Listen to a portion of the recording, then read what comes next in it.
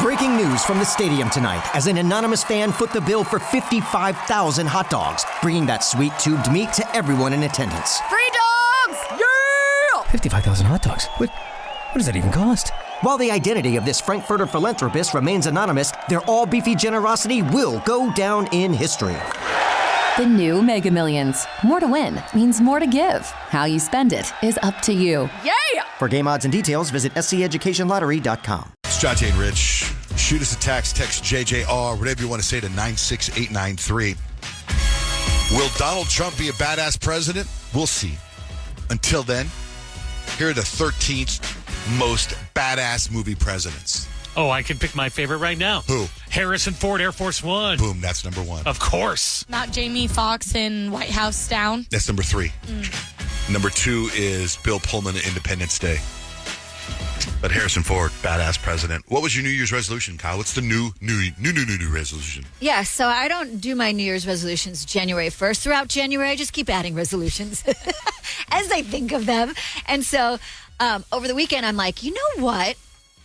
I have so many pictures on my phone, like probably 50,000 pictures on my phone right now.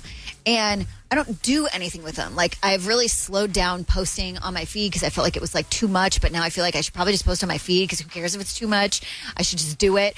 But I want to print them out because I used to be really good about doing albums. Like, I have an album from my wedding, from my honeymoon, from my like first year trip with my husband. I have a wedding or a whole album from the year of 2014. And then I just stopped. It's because I had my daughter. Life got really busy. And now I've got 2 kids and life is very busy still. But I just feel like this is the year where I catch up on my photo albums. I think it's a great idea. Because I think a lot of the problem is everything's digitized now, so you don't take the time. Like, my dad had photo albums and I love. And it's really fun to look back at them. Like, I was like, even the kids, like, I still Easton is 7 and I still haven't printed his baby book because, well, it's partly because I lost some of the, like, I'm looking for 9 months worth of photos that I can't find anywhere. And we were actually looking through a bunch of the photo albums together and he's like, Mommy, where's my baby book? And I just have like the instant guilt, like, it's coming. I promise it's coming.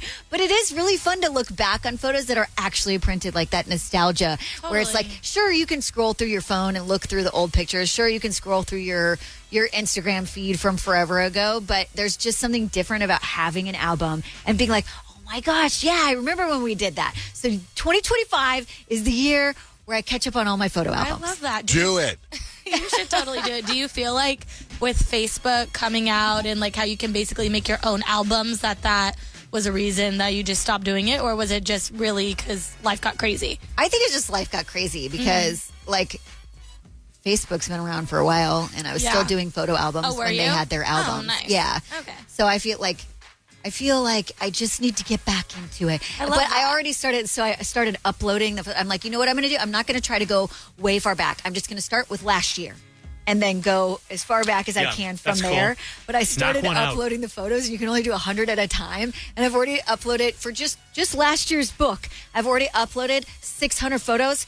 And I'm only at September. Oh, my gosh. September, October, November, December. Those That's photo it. books can get expensive, too.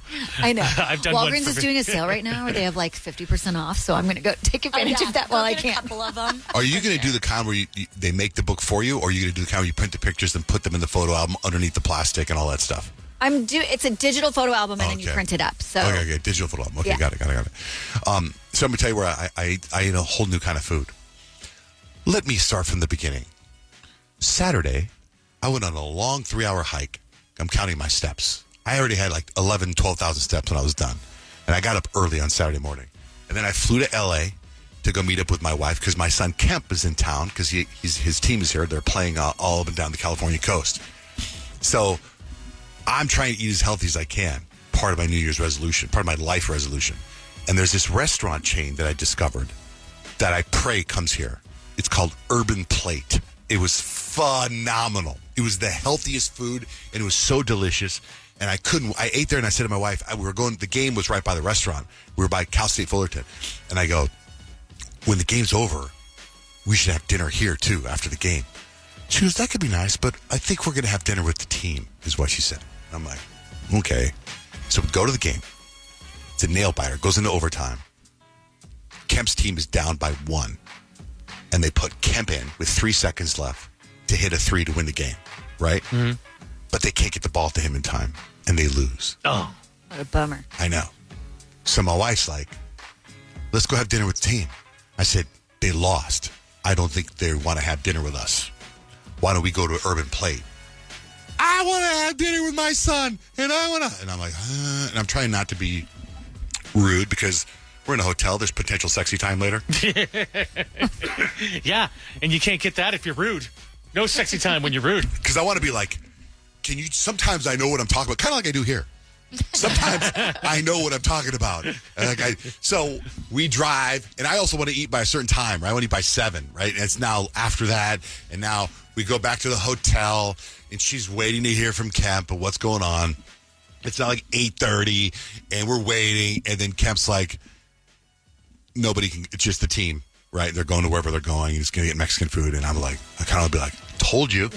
You didn't say that? No, I told you. Wow, that's amazing. I told right you. there. I thought there'd be sexy time. Personal growth. So then across the street from the hotel, there's this massive strip mall, and it's empty except for one restaurant, and it says barbecue on the restaurant, and it is packed, and there's a line outside this restaurant. It's cold outside. I'm like, barbecue. Maybe I get some chicken or something healthy, you know, and I'm like, all quietly, but to myself going, hey, we could have gone to that Urban Plate and had healthy food. We walk across the street. I walk, and it says really nice font. This is barbecue. And I get to the restaurant. Every single person in this restaurant was from the Middle East.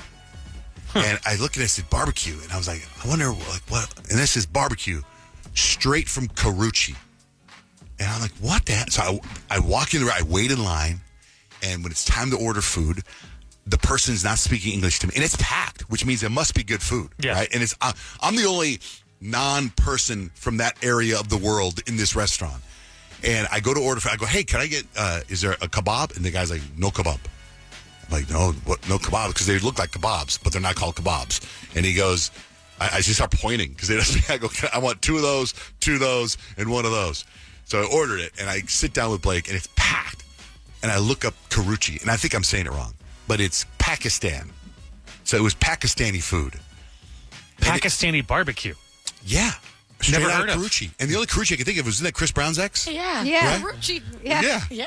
Now, unless I'm saying it wrong, Karachi or whatever, but I was like, wow. So we got the food, and it was the spiciest food I've ever had in my entire life. My face was burning. It was more than like when you get Thai food and you put it on a level 5. You ever had that? Or the Thai No, food I don't like spice levels? spicy stuff, so anything even a little bit spicy, I'm out. It was unbelievably spicy, and it was delicious. It was fantastic, and I couldn't finish it all. It was so spicy I couldn't finish it all. It was burning my face off. But it was like, I don't even know the spices are on it. But then I told my wife, I was like, well, looks like I think we should finally, I couldn't help it. I was like, we should have gone to Urban Plate. I don't regret for 1 second not going there.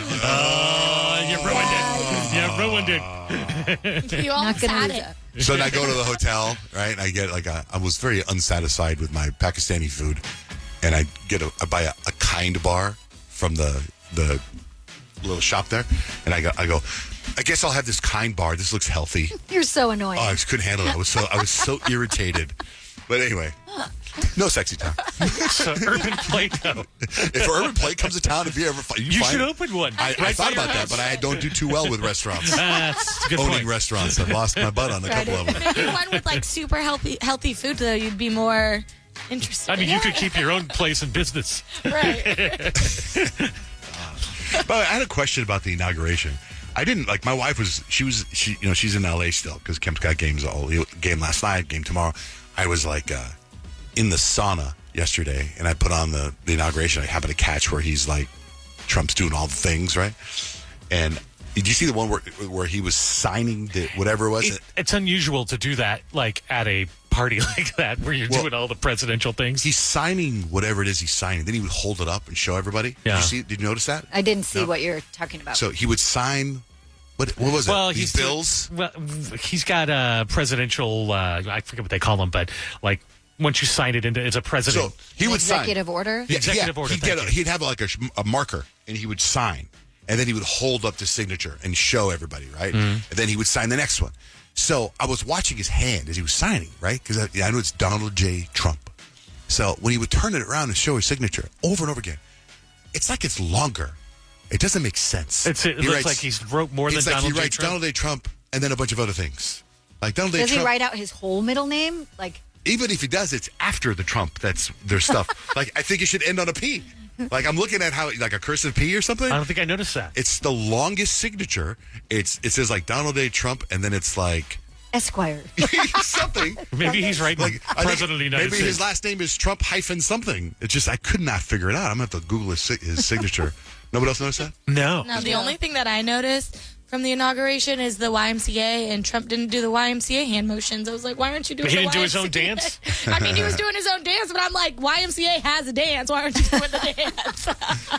How dare you? I was like, come on. I was being very critical of the sound. Like, Jason Aldean, don't you have somebody mixing your music? It sounded terrible on TV. And my wife Stacey's like, they mix it for the Grammys. I don't think they care when it's the news about the sound. I'm like, well, we're just showing it. It should sound good. I'm all critique of the sound.